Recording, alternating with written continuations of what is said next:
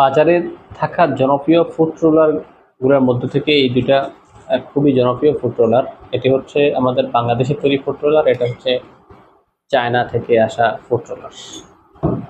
আপনারা যদি আমাদের বাংলাদেশেরটা দেখেন এটার যেই কাঁটাগুলা খুবই তীক্ষ্ণ। এটা কিন্তু আপু পয়েন্টগুলোতে যদি এভাবে আমরা প্রেস করে দেখতে পারবেন, এখানে সাথে সাথে এই পয়েন্টগুলোতে খুব ভালোভাবে প্রেস হচ্ছে। এর পাশে যদি আমরা এইটা দেখাই, দেখেন এটা কিন্তু একেবারেই ফিনিশিং খুব ভালোভাবে করা। আপু পয়েন্টগুলো ওইভাবে বাংলাদেশিটার মতো অত ধার না। তো আপনাদের যেটা চয়েস হয়, এটা ইম্পোর্ট হওয়ার কারণে এটার রেটটা কিন্তু অবশ্যই বেশি, বাংলাদেশিটার রেট একটু কম।